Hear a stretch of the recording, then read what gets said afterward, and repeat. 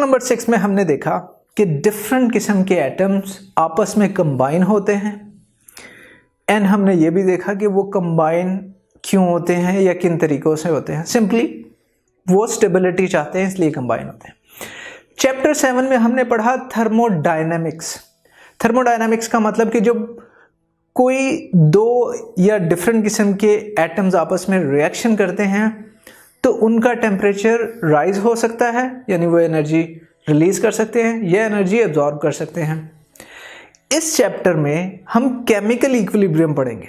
वो क्या चीज़ है? केमिकल इक्विलिब्रियम से हमारा क्या मतलब है? इक्विलिब्रियम के इक्वल कोई चीज़ है जो इक्वल है। वो क्या चीज़ है अभी हम आगे देखते हैं। तो सबसे पहले हम स्टार्ट करते हैं रिवर्सिबल रिएक्शन की डेफिनेशन से।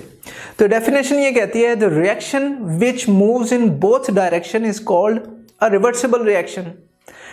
बोथ डायरेक्शन यानी कि अगर मैं इस डायरेक्शन में मूव करूं तो ये मेरे लिए फॉरवर्ड डायरेक्शन हो जाएगी और जो बैक की तरफ मेरी मूवमेंट होगी वो रिवर्स डायरेक्शन होगी।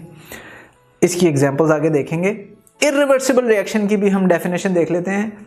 वो ये है कि the reaction which moves only in one direction is called irreversible reaction. अब इसका क्या मतलब है? अब किसी भी जनरल रिएक्शन में क्या होता है? रिएक्टेंट्स आपस में कंबाइन होती हैं, रिएक्ट करती हैं और रिएक्ट करने के बाद प्रोडक्ट्स बनाती हैं। यह है फॉरवर्ड डायरेक्शन। इसका उल्ट क्या होगा कि जो प्रोडक्ट्स हैं वो आपस में रिएक्ट करके रिएक्टेंट्स बनाने लग जाए।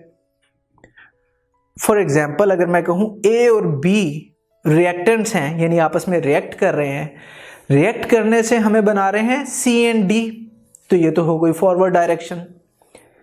लेकिन अगर सी एंड डी जो बन गए अब वो आपस में रिएक्शन करके ए एंड बी बना देंगे तो वो क्या कहलाएगी? वो कहलाएगी रिवर्स डायरेक्शन।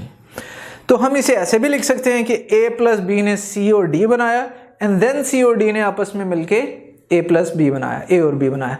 या फिर हम ऐसे एक अलग रिएक्शन में भी लिख सकते हैं इस तरह जिस तरह आपने देखा। ये तो था रिवर्सिबल रिएक्शन जिसमें दोनों डायरेक्शंस थी। लेकिन इरिवर्सिबल डायरेक्शन का क्या मतलब होगा? इरिवर्सिबल डायरेक्शन का मतलब होगा कि ए और बी आपस में मिलने के बाद सी एंड डी बना दिया। कुछ भी हो सकता है, सी की जगह हाइड्रोजन, ऑक्सीजन, कुछ भी।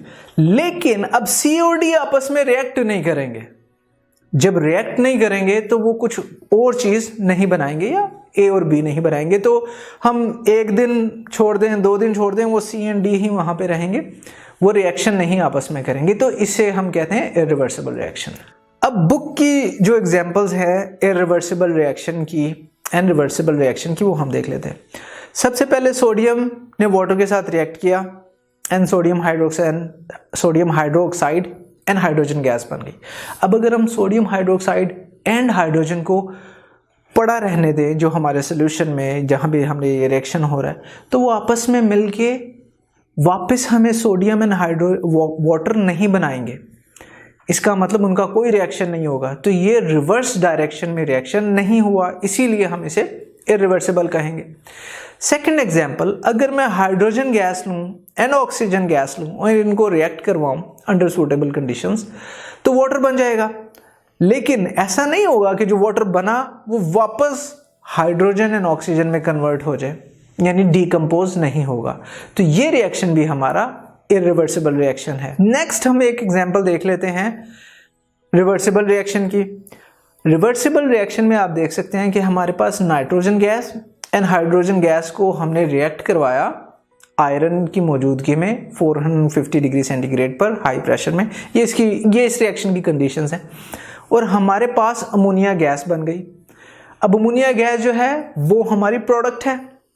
अब अगर हम इस रिएक्शन में अमोनिया गैस को देखेंगे तो वो वापस नाइट्रोजन एंड हाइड्रोजन गैस में कन्वर्ट हो रही है।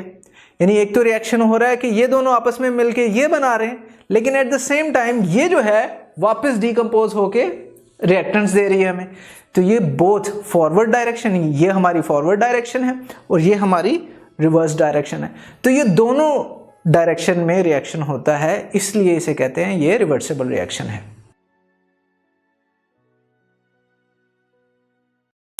अगर आप ये लेक्चर कंप्लीट देखना चाहते हैं और उसके साथ साथ हज़ारों MCQs और उनकी एक्सप्लेनेशंस चाहते हैं तो अभी कृपया गूगल प्ले स्टोर पे जाइए और डाउनलोड कीजिए ऐप हिप्पो ई-लर्निंग प्रोग्राम। खुद भी इसे इस्तेमाल करें और इसके साथ साथ अपने फ्रेंड्स और अपने क्लास फेलो को भी अनुशंसा करें।